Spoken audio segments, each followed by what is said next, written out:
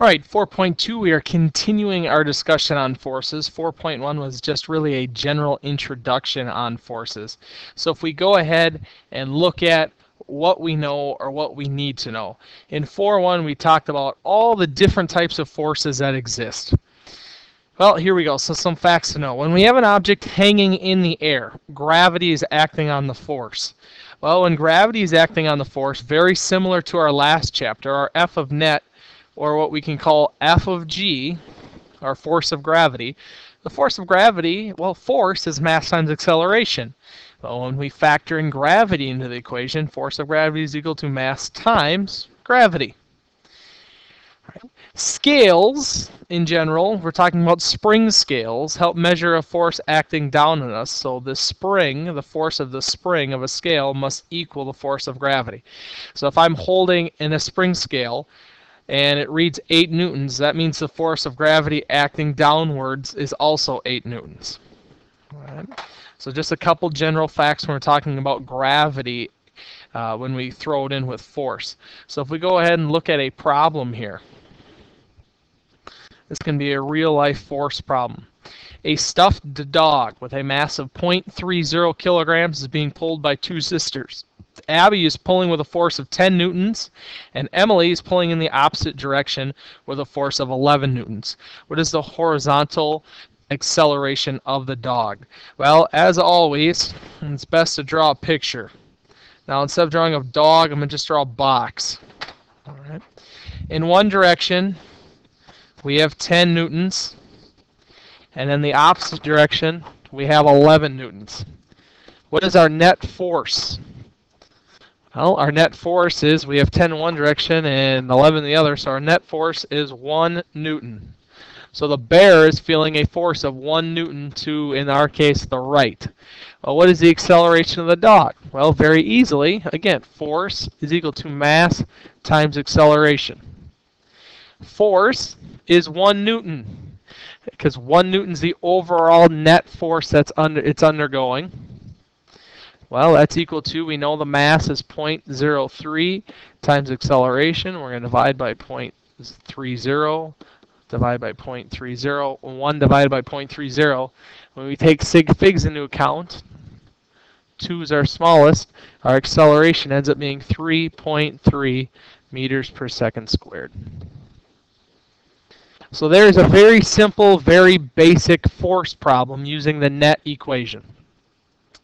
All right. When we continue, all right, we have to talk about apparent weight. And what is apparent weight? Well, it's the weight an object feels. For example, gosh darn it. For example, when you're in a pool, you feel lighter than what you really are. That's because the buoyant force of the water is kind of counteracting gravity a little more than what we're used to. So that's why that's your apparent weight. That's why in water you feel a little bit lighter.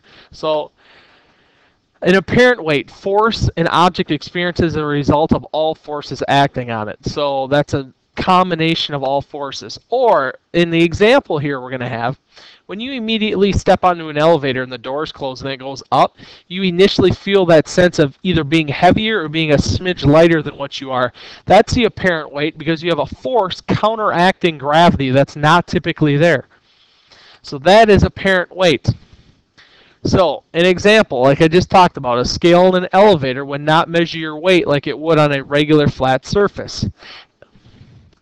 So weightlessness, when you have no contact forces pushing up on an object, so you apparently feel zero gravity, weightlessness, right? Which is possible. They have the Vomit Comet, which is an aircraft which will climb upwards in the sky at a speed that, and then drop at a pace faster than gravity, so you no longer have gravity acting on you temporarily. So you have weightlessness. We can show a video of the Vomit Comet and how it works in class too, so you kind of get a general idea of how that works. So that's weightlessness. So now we're going to take a look at this example. And I know it's an old example because we got Mr. Urbach involved in the example. But let's take a look at this. Mr. Urbach is 75 kilograms and standing on his bathroom scale in an elevator. fitting for Mr. Urbach to be standing on a bathroom scale in an elevator. Starting from rest, the elevator accelerates upward at 2 meters per second squared for 2 seconds and then continues at a constant speed. When is the scale reading at its highest? All right. Well, let's draw a picture. All right. Here's our elevator shaft. Our bathroom scale, Mr. Urbach. All right, you can imagine it's Mr. Kalachi, I guess, now. All right, we have two forces acting. What are those two forces? Well, since the elevator, we have gravity for sure.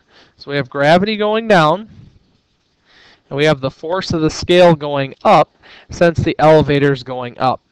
And the question asks, when is the scale's reading at its highest? And what we have to point out is this.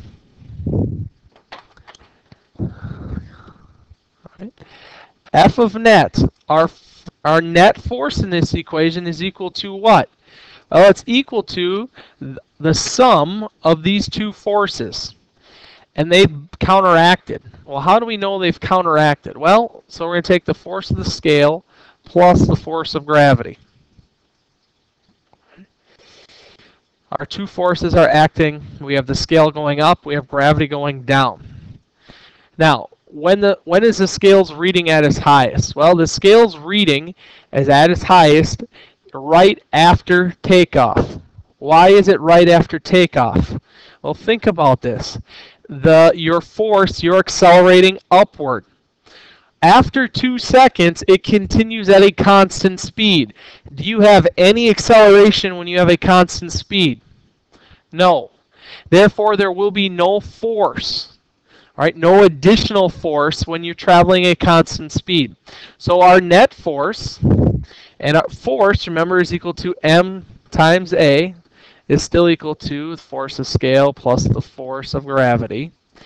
Since there is no net acceleration, since we are traveling at a constant speed, our acceleration is 0, which means m times 0 is 0. Which means that the scale and gravity are going to balance one another out.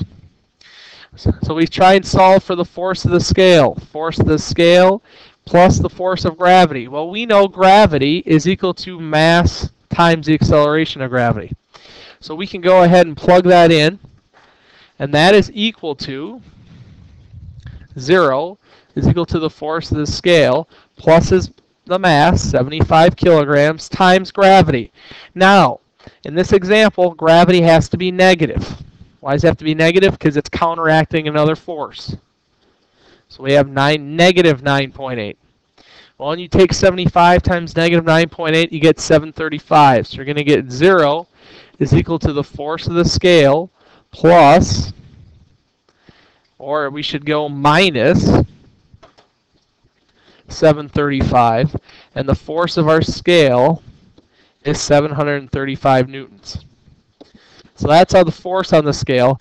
Now, you could also argue, when is it going to be its highest? It's going to be its highest when it's traveling at a constant velocity. Because when it's accelerating upward, actually, sorry, I got this backwards.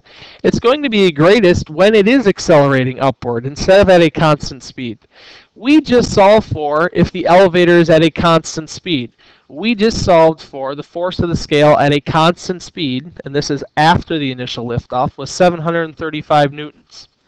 Well, if we go back and do the same exact thing now, we have F net is equal to the force of scale minus the force of gravity, or plus the force of gravity.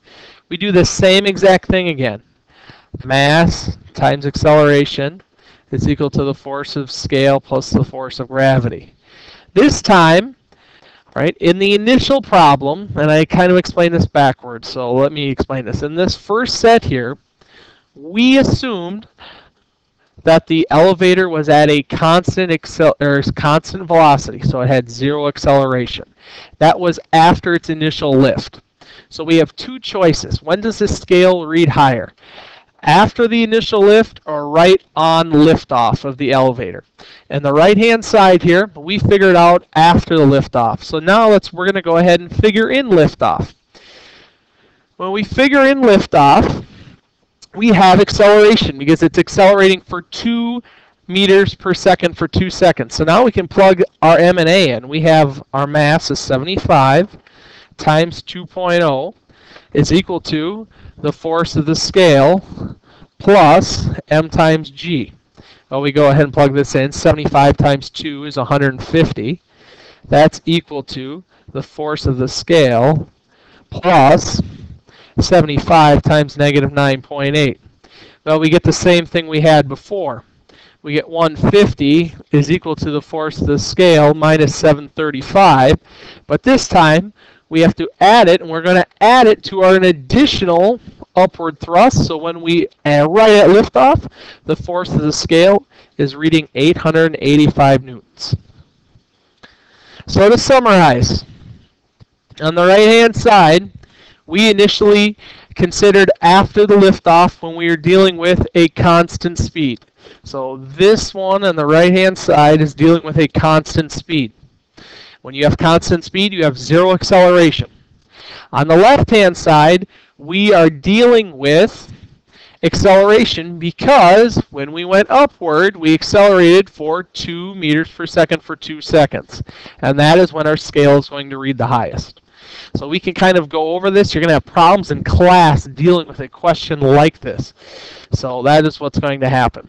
To finish off 4.2, we got to talk about drag and terminal velocity. Drag is a force exerted by a fluid. So when you are running, all right, you're running through air. Air resistance is drag. It's slowing you down. It's very similar to friction. Same thing with fluid. When you are swimming, the fluid is going to drag over your body, have kind of a friction type force resisting your motion.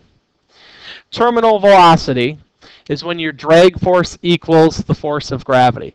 For example, if I throw a penny off the Empire State Building, that's not going to rocket through the sidewalk when it hits the bottom of the building. Why? Because the drag force is going to equal the force of gravity. The penny's not continually going to get faster and faster and faster. It's going to equal out with the drag force. That's the terminal velocity. That's the fastest you can go.